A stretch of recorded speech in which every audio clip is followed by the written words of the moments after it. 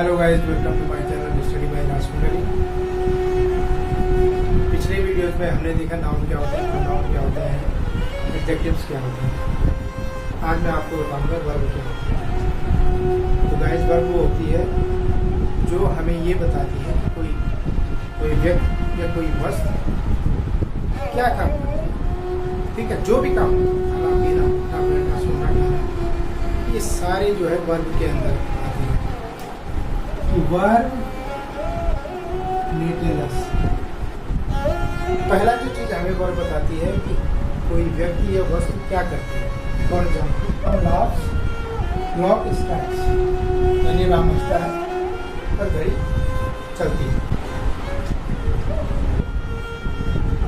वस्तु और पर्सन क्या कर रहा है, इसमें जो है इसके बारे में बताती है। दूसरी चीज, what is done to a person और थिंग, यानी किसी व्यक्ति और वस्तु के साथ क्या होता है। मेस इज स्कॉल्डेड, गणेश को जो है वो डांट पड़ी है। द विंडो इज ब्रोकन, यानी खिड़की को तोड़ा गया है। इन जो है व्हाट अ पर्सन और थिंग इज, एक व्यक्ति और वस्तु क्या है, मतलब उस समय उसकी प्रेजेंट कंडीशन क्या है, उसकी जो वर्तमान स्थिति है वो कैसी है। द कैट इज डेड, यानी बिल्ली खत्म है, उसकी प्रेजेंट स्थिति क्या है कि वो खत्म हो गई है। आई फील सॉरी, दुखी फील करता हूँ, मुझे बड़ा खेद है। तो मेरी प्रेजेंट स्थिति या अभी कंडीशन क्या है, वर्तमान मेरी स्थिति क्या है, तो बहुत दुख व्यक्त करता हूँ। मेरी वर्तमान स्थिति है, मैं बहुत दुखी महसूस कर रहा हूँ, मैं बहुत दुख व्यक्त करता हूँ या मैं खेद प्रकट करता हूँ। तो ये मेरी वर्तमान स्थिति है। वर्ब कितने प्रकार की होती है? ये बेसिकली दो प्रकार की होती है। नंबर वन, ये ट्रांसिटिव वर्ब, यानी सकर्मक क्रिया। सकर्मक मीन्स कर्म के साथ। कर्म क्या होता है, हमारा ऑब्जेक्ट होता है। ये वर्ब में ऑब्जेक्ट का होना बहुत जरूरी है, नहीं तो आपको ये पता नहीं लगेगा जो सब्जेक्ट है, जो करता है, उसने किया क्या। फॉर एग्जाम्पल, हमारे the boy kicks the football, अगर मैं यहाँ पर इसको छोड़ दूँ, द फुटबॉल को, जो ऑब्जेक्ट है हमारा, the boy kicks the football, तो हमें पता नहीं लगेगा कि बच्चे ने जो लात मारी है किसको मारी। तो यहाँ पर हमारा जो क्लियर हो जाता है इस फुटबॉल को लगा के कि भाई बच्चे ने या लड़के ने जो लात मारी है फुटबॉल को मारी, तो इसमें कर्म की आवश्यकता होती है। दूसरा, the horse jumps over the wall, कि घोड़े ने जो है दीवार के ऊपर से जंप किया। तो यहाँ पर बॉल जो है वो ऑब्जेक्ट का काम करता है, फुटबॉल जो है वो ऑब्जेक्ट का काम करता है। ऐसे आपने देखा होगा, जब मैंने आपको नाउन पढ़ाया था तो उसमें मैंने कहा कि नाउन जो है वो डायरेक्ट और इनडायरेक्ट ऑब्जेक्ट का काम करता है। आप उस वीडियो को जरूर देखें अगर आपने नहीं देखा है। तो यहाँ पर जो है ये वॉल और फुटबॉल जो है हमारे नाउन है। इंट्रांसिटिव वर्ब दूसरी है, इसका मतलब होता है कर्मक क्रिया। अकर्मक मतलब जिसमें कर्म या ऑब्जेक्ट की आवश्यकता नहीं होती, ये अपने आप में ही एक सेंटेंस होता है और यहीं पर जो है वर्ब में या एडवर्ब में जाकर आपका ये सेंटेंस खत्म होता है। फॉर एग्जाम्पल, बेबी स्लीप्स, बच्चा जो है वो सो रहा है। यहाँ पर जो है कोई ऑब्जेक्ट की आवश्यकता नहीं, कोई हमने आगे जो है यहाँ पर नाउन वगैरह का प्रयोग नहीं किया है। रमेश लाफ्स, रमेश हंसता। यहाँ पर जो है किसी भी ऑब्जेक्ट की आवश्यकता इन दोनों वर्ब्स को नहीं है। आपने ये नोट किया होगा कि दोनों जो हमारे जो सेंटेंसेस हैं वो वर्ब के साथ खत्म होंगे, इसीलिए इसको जो है अकर्मक क्रिया कहते हैं, क्योंकि इसमें ऑब्जेक्ट की आवश्यकता है। फॉर एग्जाम्पल, अगर मैं यहाँ पर लिखूँ द बेबी स्लीप्स पीसफुली, पीसफुली जो है वो सिग्निफाई करता है आपके स्लीप को, यानी वो फर्दर बताता है कि क्रिया को किस तरह से काम हो रहा है। पीसफुली मतलब बड़े आराम से बच्चा जो है वो सो रहा है। ये पीसफुली जो है आपका एडवर्ब का काम करता है। तो गाइस, आपने ये देखा है कि किसी भी सेंटेंस में जो वर्ब यूज हुई है वो ट्रांसिटिव है। इसके लिए अगर उस वर्ब के लास्ट में कोई ऑब्जेक्ट का इस्तेमाल हुआ है या कोई नाउन आया है तो वो ये आपकी ट्रांसिटिव वर्ब। अगर नहीं आया है वो वर्ब में और या एडवर्ब में खत्म हो रही है तो वो आपकी होती इंट्रांसिटिव वर्ब। इसको आपने ध्यान में रखना है। वर्ब की कितनी फॉर्म्स होती हैं? फॉर्म ऑफ प्रेजेंट, पास्ट और पास्ट पार्टिसिपल। प्रेजेंट में क्या आता है? सपोज हमने कहा गो, ये तो गो तो प्रेजेंट है, लेकिन पास्ट में क्या आता है? वेंट। और पास्ट पार्टिसिपल में क्या आता है? यानी अगर मैं अभी बात करूं कि राम गोज टू मार्केट, तो ये प्रेजेंट में आता है। पास्ट में बोले राम वेंट टू मार्केट, यानी राम जो है वो बाजार गया था, पहले की बात है। Ram has gone to market, Ram market गया हुआ है। तो इस तरह से go, went, gone, eat, eaten, ठीक है, हेल्प, हेल्प, तो ये जो है आपके तीन जो है वर्ब्स की फॉर्म होती है।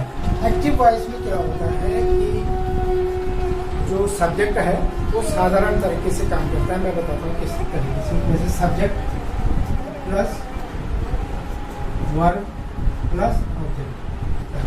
Subject for example Ram Yeats mango. अब इसको मैं पैसिव में बताऊंगा, क्या लिखेंगे हम? सब्जेक्ट जो कि पहले ऑब्जेक्ट था इस सेंटेंस में, दूसरा प्लस हेल्पिंग वर्ब आएगी, plus third form of verb plus. अब हम इसी सेंटेंस को जो है यहाँ पर लिख के बताएंगे कि किस प्रकार से काम करता है।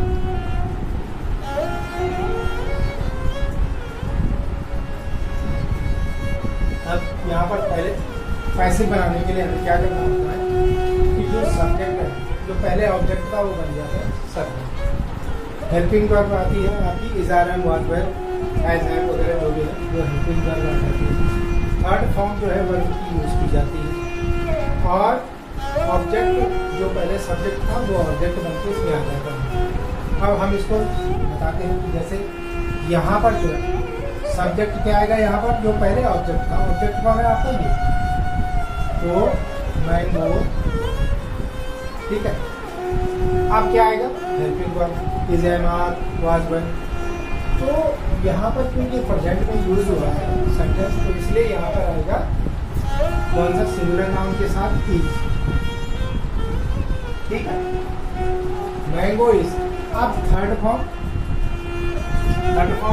क्या होगी? Eaten by Ram. यहाँ पर सब्जेक्ट वर्ब प्लस ऑब्जेक्ट, क्योंकि एक्टिव वॉइस में साधारण तरीके से जो काम होता है उसी को करें। लेकिन जब हम इसको पैसिव बनाते हैं तो हमारा जो पहले सेंटेंस में ऑब्जेक्ट है वो ऑब्जेक्ट सब्जेक्ट बन जाता है। सब्जेक्ट के बाद हेल्पिंग वर्ब आती है। इट डिपेंड्स ऑन कि वर्ब की या हमारा ये सेंटेंस किस में है। फॉर एग्जाम्पल मैं इसको कहता हूँ राम एट, यहाँ पर क्या होगा? Mango was eaten by Ram, क्योंकि ये एट जो है वो पास्ट में आया था, इसीलिए यहाँ पर जो है वाज ईटन बाय राम। मैं कह रहा था कि जो सब्जेक्ट है आपका पैसिव में, वो पहले जो ऑब्जेक्ट है, पहले वाले एक्टिव वॉइस का जो ऑब्जेक्ट है वो सब्जेक्ट बन जाता है। उसके बाद हेल्पिंग वर्ब आती है, आपकी थर्ड फॉर्म यूज होती है, प्लस जो सब्जेक्ट है वो ऑब्जेक्ट बन जाता है। तो ये हुआ आपका एक्टिव है पैसिव वॉइस। अब मैं बताऊंगा आपको मूड। मूड मतलब मूड और मैनर। मूड आपका मैनर तरीका बताता है कि आप किस तरह से किसी बात को कह रहे हैं।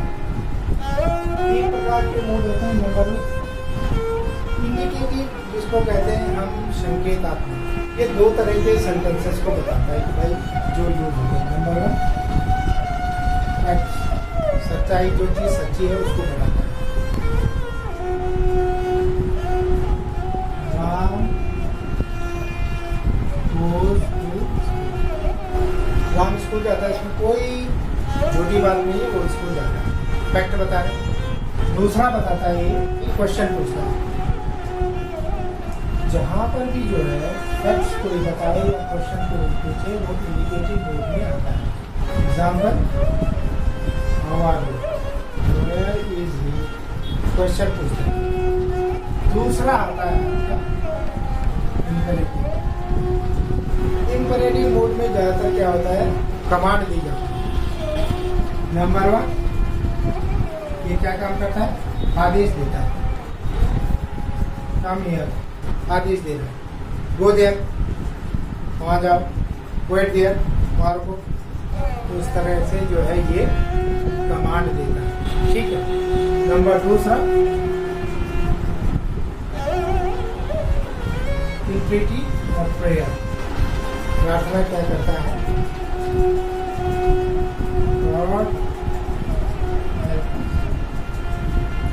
भगवान हमारी मदद करें, ठीक है। तीसरा आता है आपका एग्जॉर्टेशन, यानी आपको प्रोत्साहित करना। किस प्रकार से ये आपको प्रोत्साहित करता है, जैसे come on you can do, आपको प्रोत्साहित कर रहा है।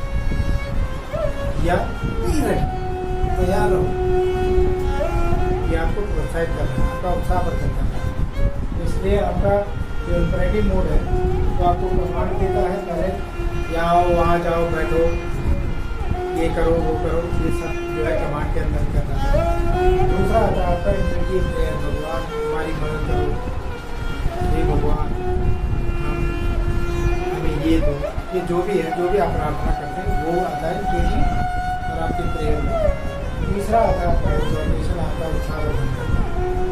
अब आता है आपका सब्जेक्टिव मोड, मतलब आपकी मनोदशा को बताता है। आपकी मनोदशा को क्या कहता है, ये आपकी विश, जो आप करना चाहते हैं किसी काम को, या आपकी इच्छा, आपकी प्रबल इच्छा क्या है, उसको दर्शाता है। जैसे भगवान तुम्हारे साथ है, या I wish I were there, काश मैं वहाँ होता।